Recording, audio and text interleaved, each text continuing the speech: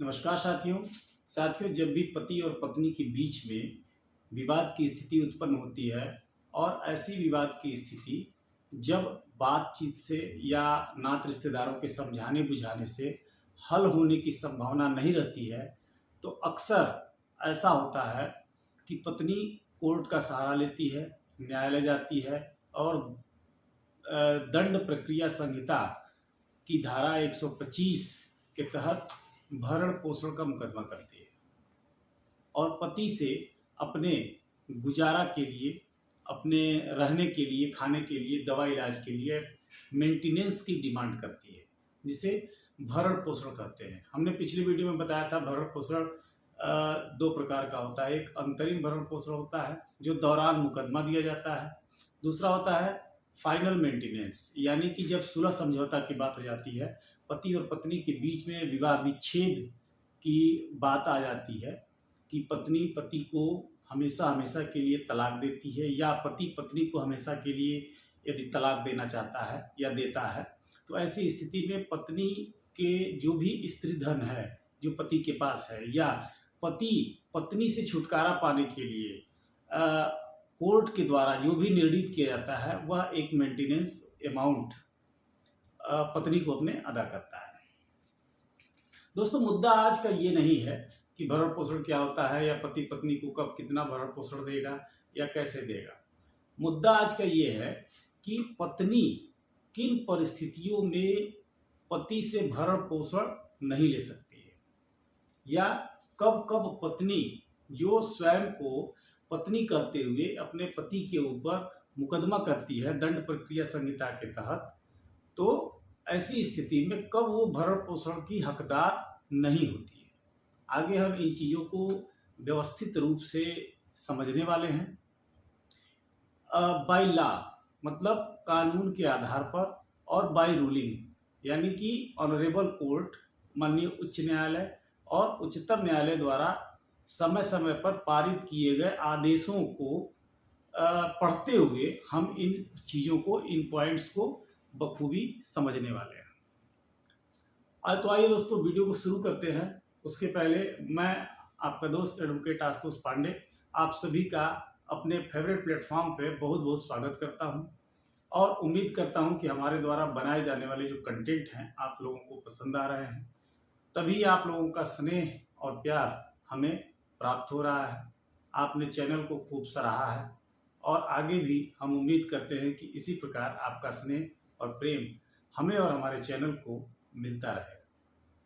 दोस्तों, वीडियो में शुरू से अंत तक बने रहिएगा क्योंकि जो पॉइंट है वो है कि पत्नी कब पति से मेंटेनेंस या गुजारा भत्ता पाने की हकदार नहीं होती है और ये बाय रूलिंग मतलब रूलिंग के आधार पर इस वीडियो में सारी चीज़ें बताई जाएगी।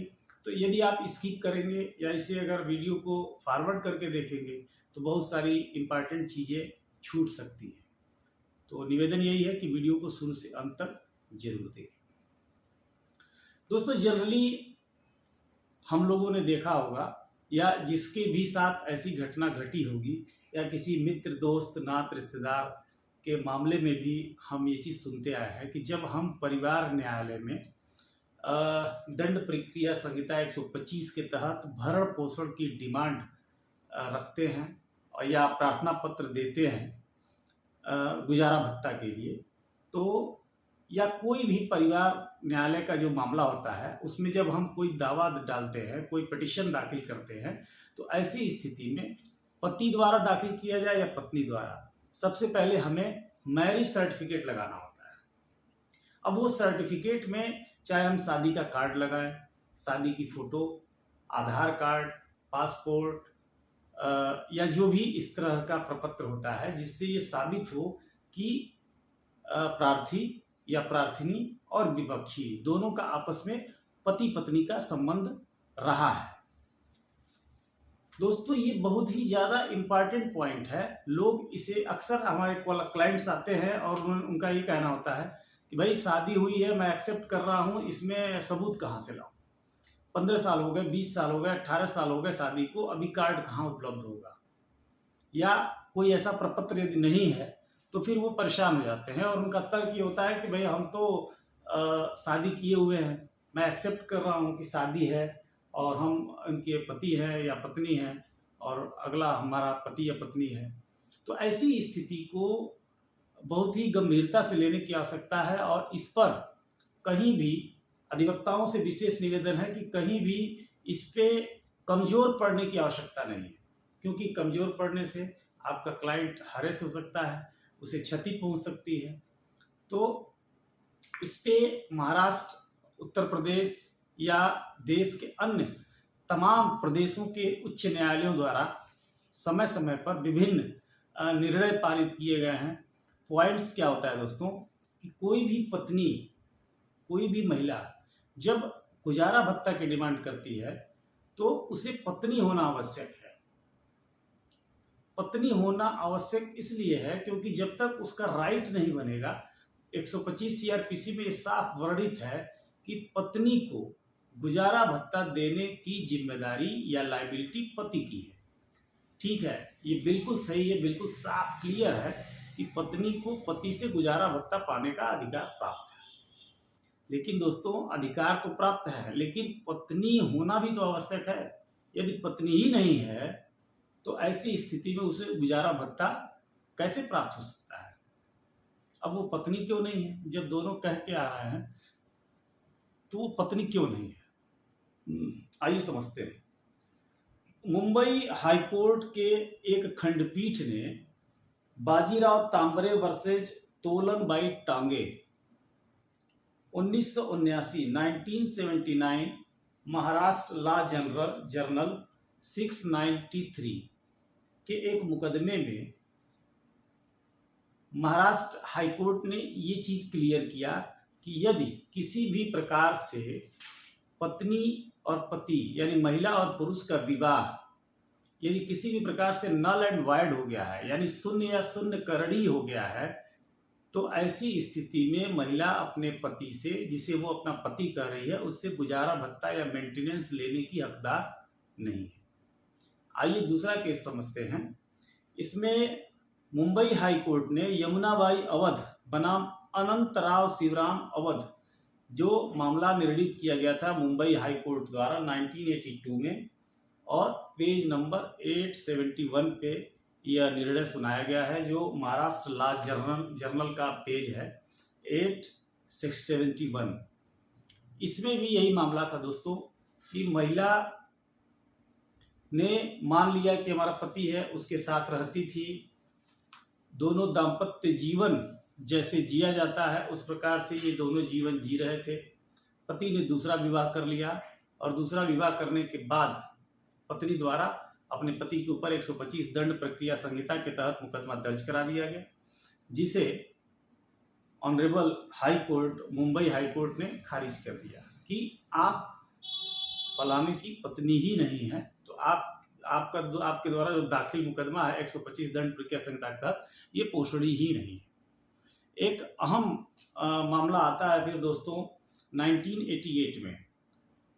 ये मुंबई हाईकोर्ट की पूर्ण न्यायपीठ यानी पूर्ण खंडपीठ यानी मुंबई हाईकोर्ट की संपूर्ण बेंच के द्वारा निर्णित किया गया था। श्रीमती यमुनाबाई बनाम अनंतराव शिवराम अवध, यमुनाबाई अवध बनाम अनंतराव शिवराम अवध, जिसे ऑनरेबल हाई कोर्ट मुंबई द्वारा इसकी पुष्टि कर दी गई थी कि इसे 125 दंड प्रक्रिया संहिता के तहत इसे भरण पोषण मिलना चाहिए।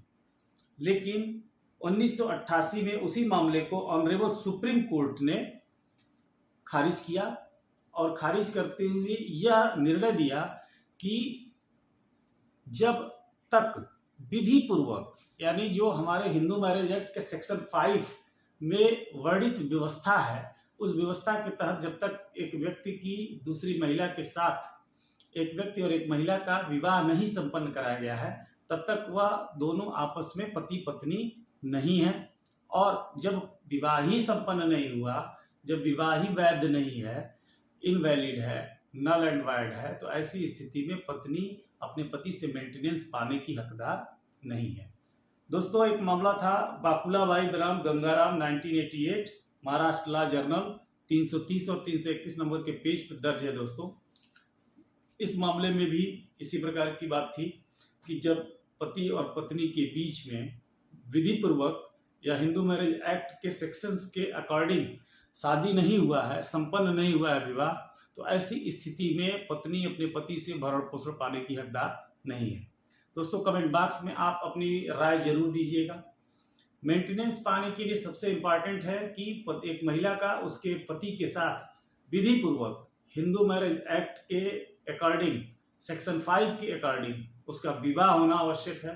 यदि विवाह नहीं हुआ है, यदि वो रखैल के रूप में रह रही है या बिना शादी के रह रही है या उसकी शादी विधि पूर्वक नहीं संपन्न हुई है, तो ऐसी स्थिति में उस महिला का अपने पति के ऊपर मेंटेनेंस का कोई हक नहीं बनता है।